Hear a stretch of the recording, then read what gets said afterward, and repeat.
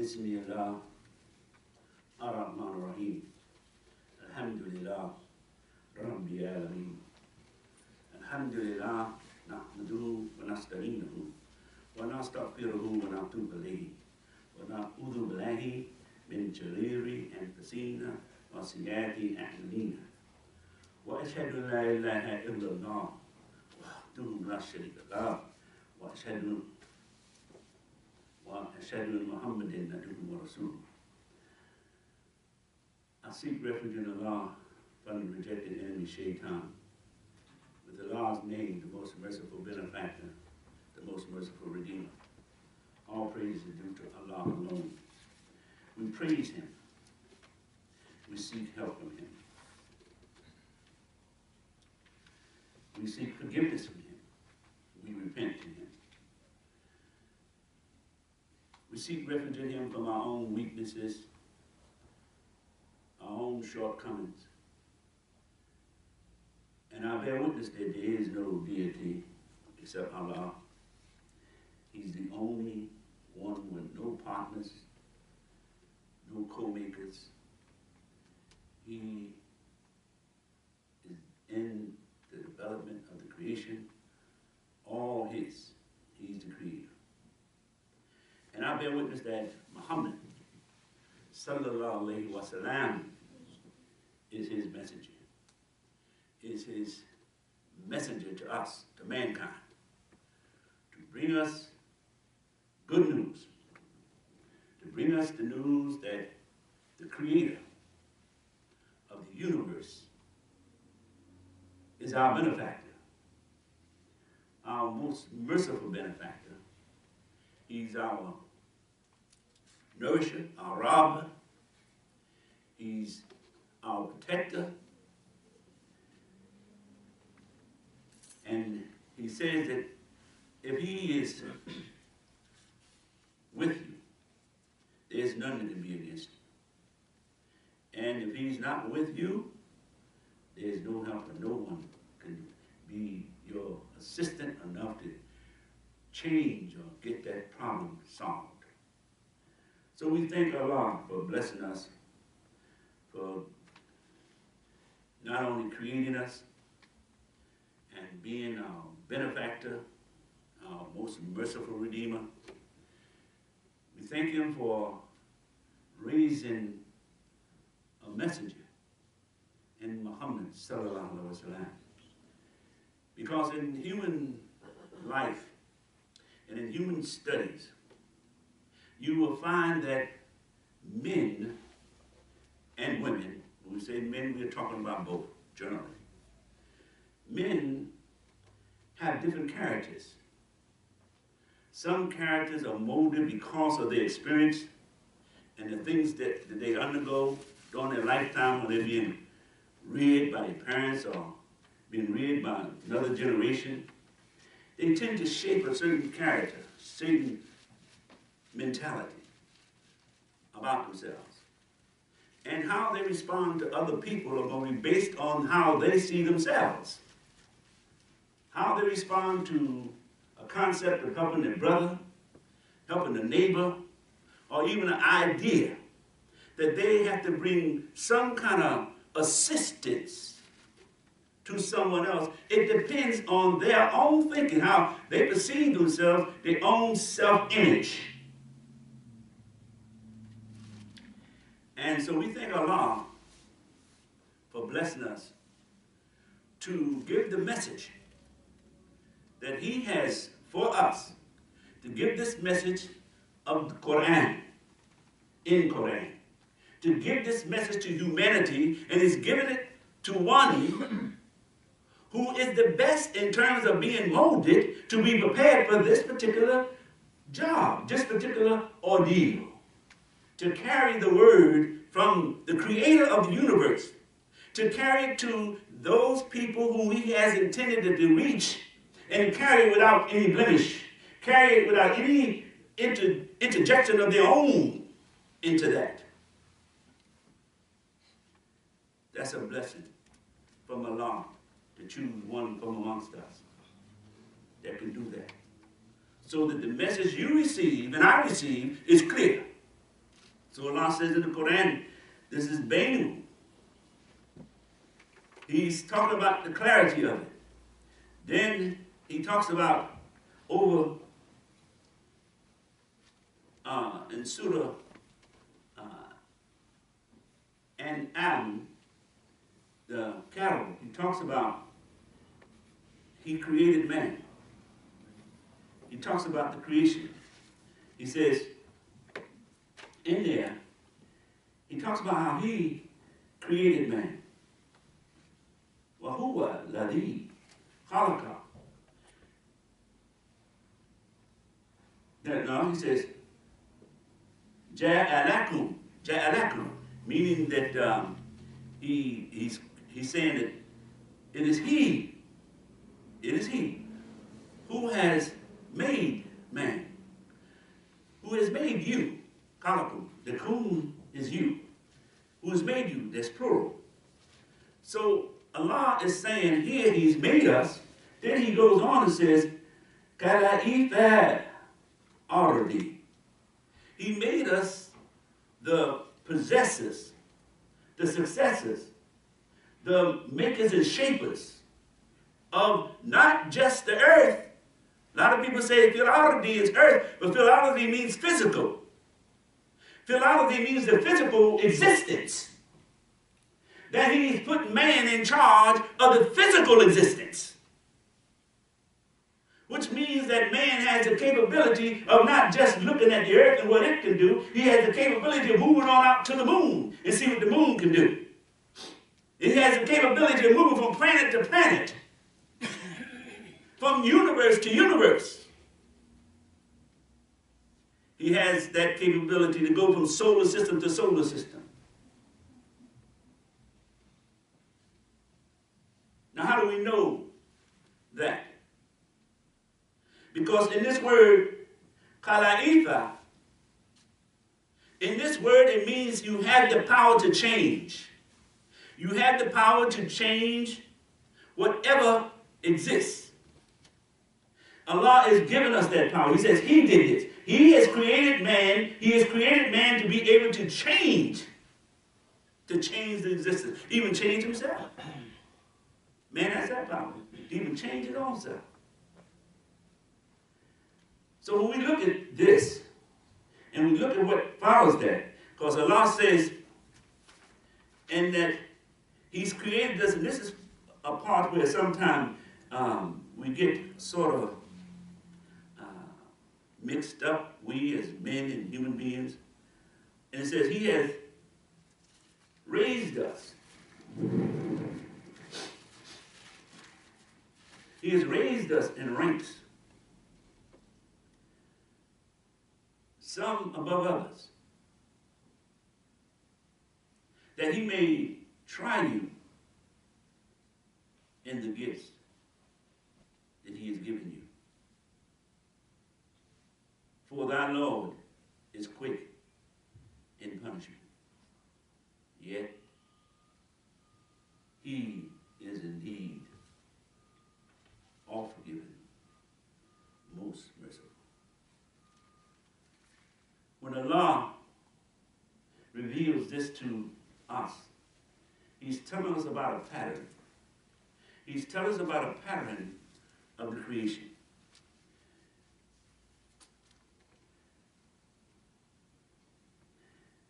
Some may look at that and say, well, if somebody is the governor of the land, it's because Allah gave him the gift of being the governor.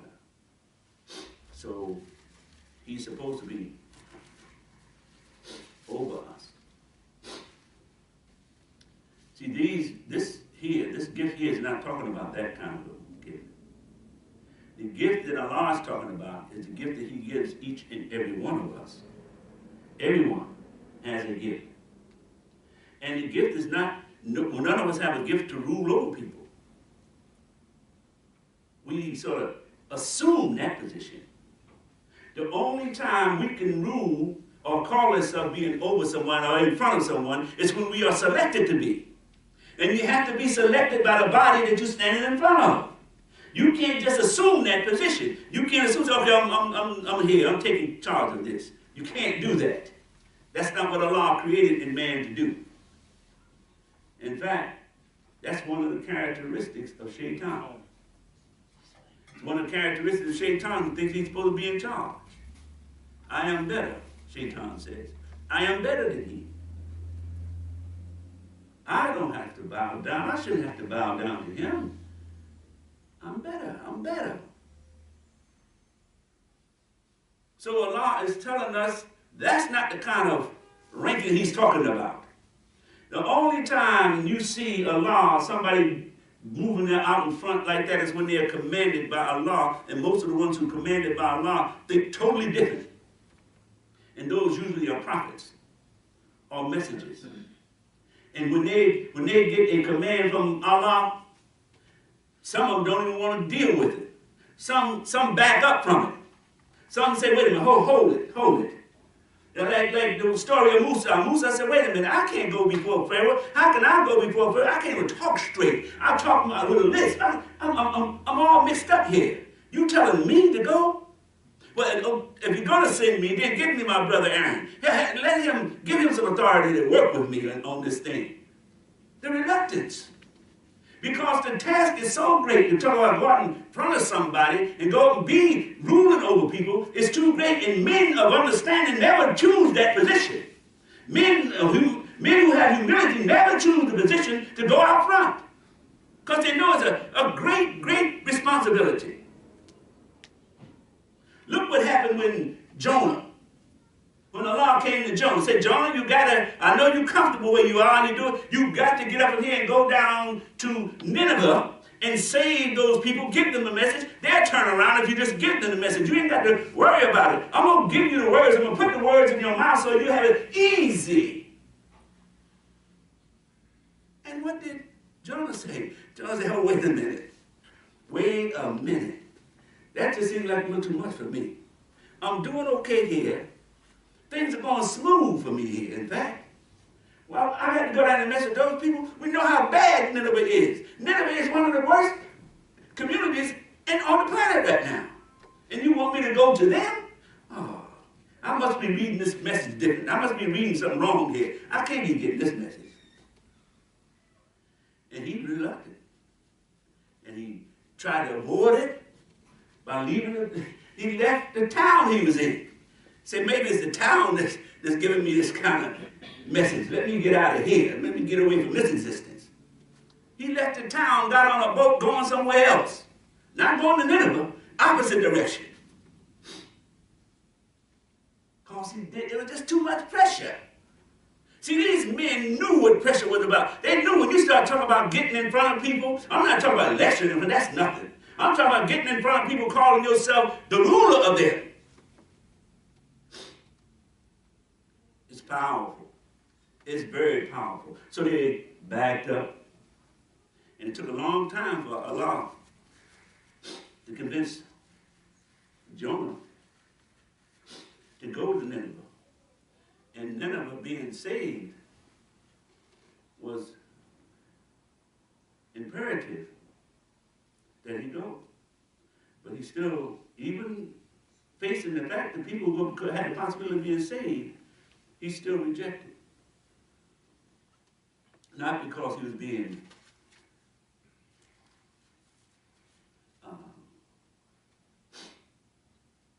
disobedient. He simply knew what the task was. And he knew that the human frailties couldn't withstand some of these tasks.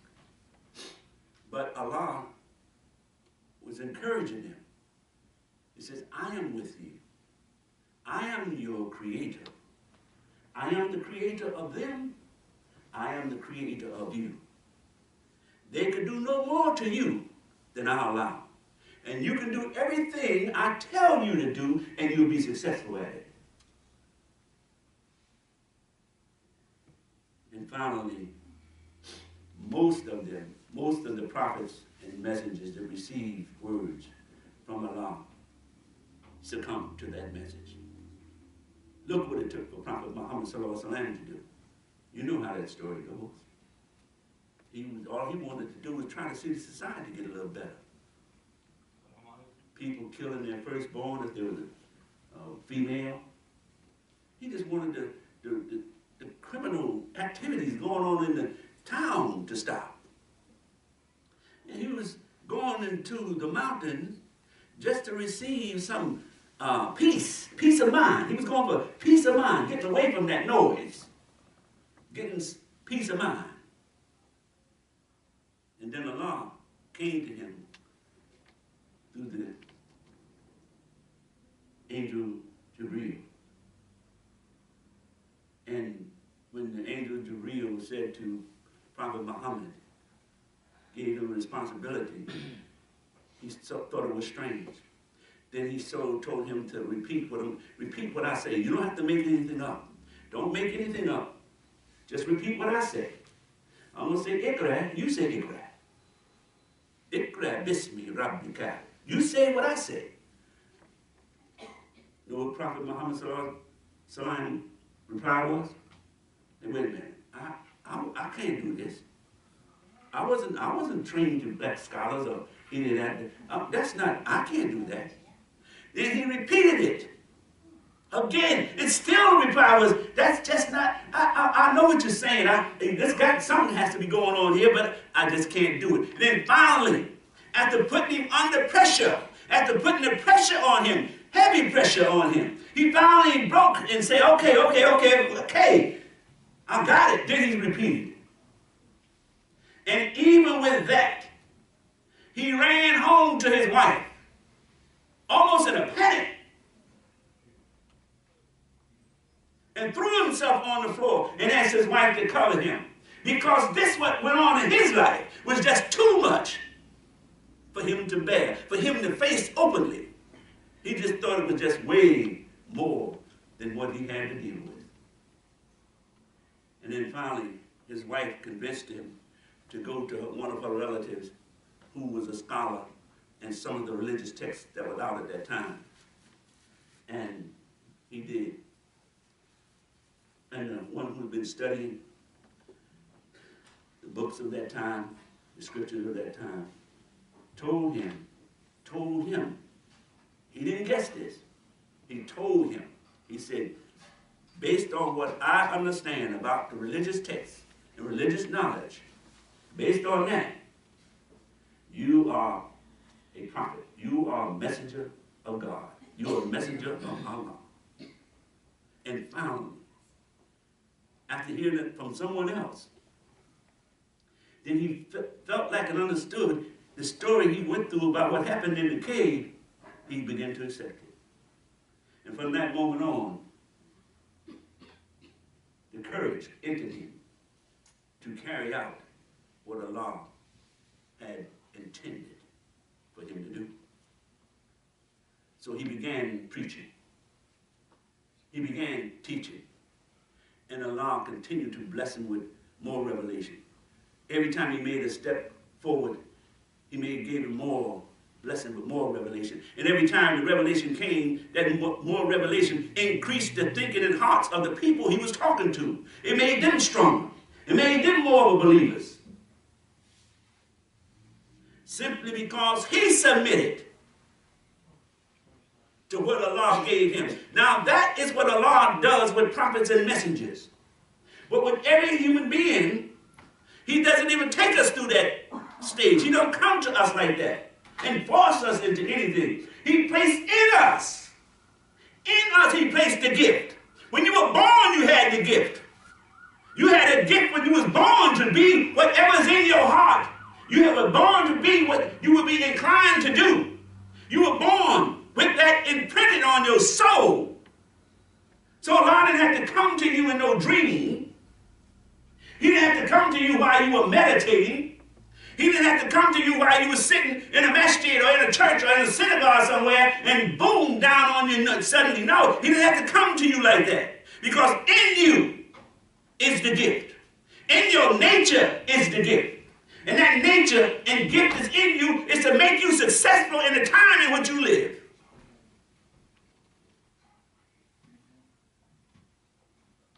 So, knowing that, we can understand much Allah says that there's no more need for prophets. A prophet can only tell you what's in your soul. And Allah has already created that in you. And all you have to do is see it. All you have to do is allow it to grow. All you have to do is water it like you would do a plant. Treat your soul, treat your gift to be in this creation like a plant. Don't become discouraged. You know, if you get a plant that needs sunlight, and if you block the sunlight for that plant, it'll stop growing. And if it continues to grow, it's going to grow in a deformed way. It will never flourish like it really could flourish when it's out in the sunlight and it's being watered properly, being nourished properly. Then it will grow and bloom and even produce fruit. That's the way Allah's gift is in every human being. Every human being has a gift that can grow like a flower, like a plant, and flourish, and even give fruit. Everybody. Not just one. Don't think because a person speaks well, that's the one. Don't think any of that kind of thought. The thought is that it's in everyone. And what's in you, Allah put it in you. And there's nothing greater than Allah. Then we should never doubt for 1 minute what we are capable of. We should be grateful to what Allah has created in us and try to live that, thrive that. So with that, we want to take it to a poem.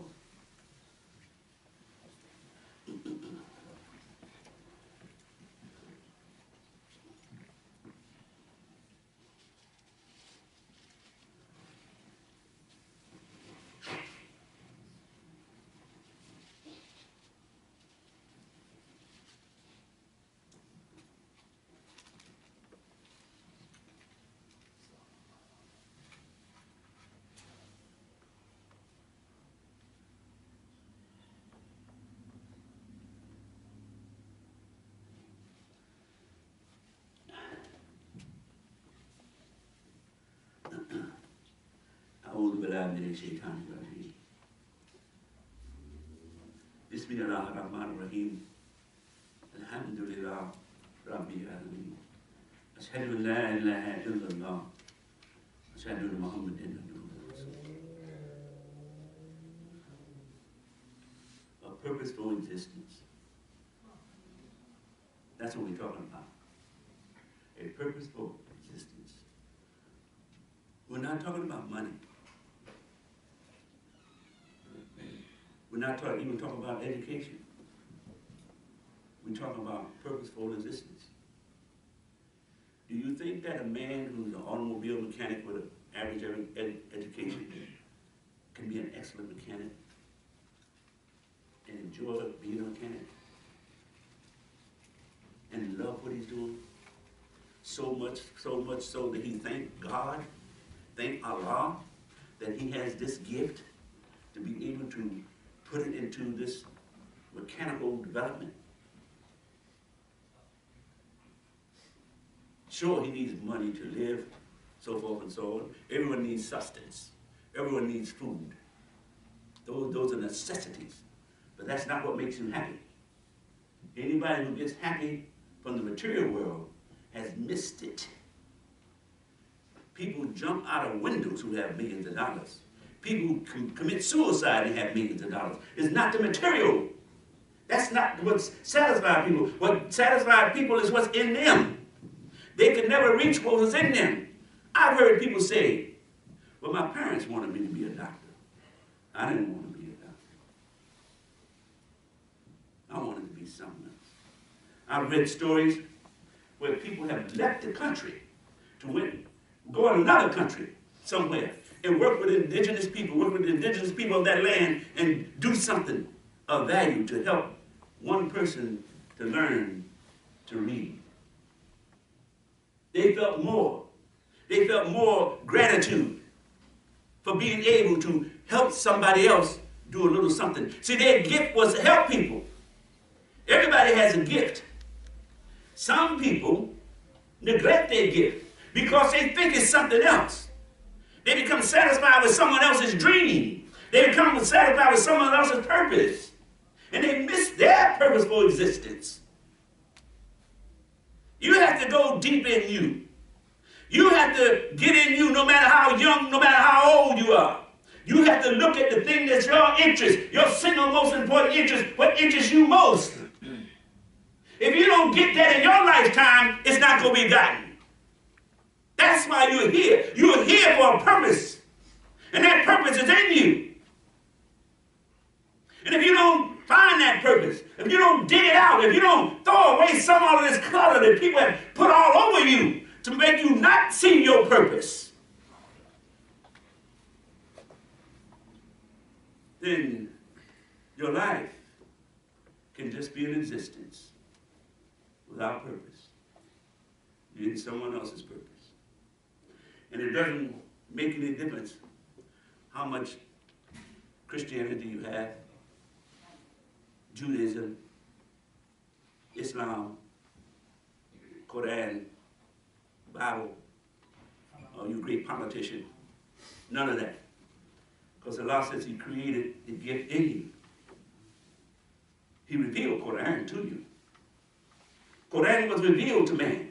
Quran was revealed on the heart of Prophet Muhammad sallallahu alaihi wasallam. It was revealed. Revealed means to bring something that you didn't see, bring it to you so you can see it. But Allah is not saying that in this Quran. He is saying that He created in you, created in man a gift. You didn't have to see Quran to live your gift. You didn't have to know the Bible to live your gift. You didn't have to know Torah to live your gift. You didn't have to know none of the revelations to live your gift. You had to look in you to find it. You have to look in you to find it. And for those who want to rule your life or your pocket, they make that very confusing. They'll tell you things like, in order for you to be successful, you have to jump up and down 7 times and walk around 2 times and read 44,000 books and so forth and so on. See, they talk about success. They use success as a bait. Success becomes a bait because who does not want to be successful? Everyone wants to be successful. So they use that as a bait to get you to go along with what they want to tell you. But the kind of success that Allah is talking about is fulfilling the potential that He's created in us. Don't worry about the man who just built 2 ships. That's him. Don't worry about the man who just stepped off on the moon. That's him. You may want to be like that mechanic. I remember I told someone that. I said, that mechanic may be happy being a mechanic. They said, no, he just doesn't know his real calling. You see how people think? The man was happy doing what he was doing. Now they want to pull him away from there because they want him to go somewhere else and make money on their kind of thinking. And the man just might do that. And I know there are a whole lot of men who have done that. And you know what? When they get the money in their pocket, they still ain't happy. They're not as happy as they were when they was doing what they were doing, just looked like they were just making it, but they weren't. Because some people just like to work with their hands. Some people like the idea of turning and making things with their hands. Some people like to write, using their mind to come up with dreams and ideas. Some people just like to dream. And believe me, dreams are important because dreams are what tools the imagination. And imagination is what brings into reality those dreams. And some like to look into the darkness and say, I believe there's light in there. Some just don't believe that the earth is flat. They just didn't believe that. Some just don't believe that man can't fly. They just don't believe that. And you know, usually, when it's those people who don't believe all this rigmarole that the society is telling them are the ones who make the big breakthroughs. Make the big breakthroughs like the lights you see. the lights that keep in the world lit up, or the energy that runs your automobile or heats your home. Some people are happy at what they find in themselves, what Allah has put in them. So we never can look at a person and say, well, you can be more. That person might be in all they want to be. But what we should do is look at ourselves. We should look at ourselves. That person is happy being a mechanic. We should look at ourselves. Am I happy being doing what I'm doing? Am I happy with this? Well, let me find myself like he has found himself. And let me be that which I can. Because your happiness is tied within you. Your paradise is locked in you. Your paradise is not out there. Your paradise is not in the sky, it's not under the ground, it's locked in you. Listen to what Allah says in the Quran. He says it's going to be what? Your conduct. Where does your conduct come from? It comes from you. If your conduct is what your paradise is dependent on, it comes out of you. Don't lose sight on what Allah has created. Don't lose sight on what Allah has created in you. Shaitan is tricky. We get focused on shaitan, nothing. Shaitan, Allah's messenger, Prophet Muhammad said that shaitan is finished. He's finished. He can't even trick you anymore in the big tricks. See, now most of you now don't believe that shaitan is some red man running around with horns anymore. Like with a tail flying behind. At one time, man believed that stuff. But no more. No more do most of you believe that if you don't want to do bad, shaitan can make you do bad even if you don't want to do bad. Many of you don't believe that no more. And you're correct. Because even shaitan says in the Quran, I don't have any power over them. I never told them I was their Lord. I never told them I was their God. I don't have any power over them. All I did was whisper and they came. You know, we know that the term is whisper, but what it really means is that a subtle suggestion. That's what it really means, subtle suggestion. If somebody gives you a subtle suggestion, you should really scrutinize that before you follow it. It's just a subtle suggestion, and it sounds weak anyhow. So your thinking process, your rational mind should be able to rationalize those thoughts. This world is being misled because of the weaknesses in the people, not the strengths in the leaders. The leaders themselves are weak, so they want to keep the people weak. So they keep the people weak in order they can lead the people. This false leadership. Then they tell us that Allah put them in that position. Allah allowed that to happen. Big difference. Allah allows us to do what we do. Allah, in order to judge us, He had to allow us. A thief would never get punished. All he had to say is, Allah made me steal. Allah created me to steal. He created me to take your car. He created me to take your money. He created me to mislead you. He created me to do that. I didn't create me. He created me. Isn't He the creator? So Allah makes it plain. You are the governor of your conduct. Even Prophet Muhammad, when he was questioning the idea about they won't listen to what I'm saying, why they don't, can I just make them come? He said, no. You're only to deliver the message. They have to accept it. They have to on their own come to this message and take this way of life. All of it is about us, the human being. Every word, every line, every paragraph, every concept that you read in Quran is about you taking charge of your life. About you taking charge of your life. So we ask Almighty Allah to bless us for being here this day. ربنا آتنا في الدنيا حسنة وفي حسنة وقنا عذاب النار. Our Lord, give us the best of this world and of the hereafter, and protect us from the fire. I mean, you come to Salah. Allahu Akbar, Allahu Akbar. Ashhadu an la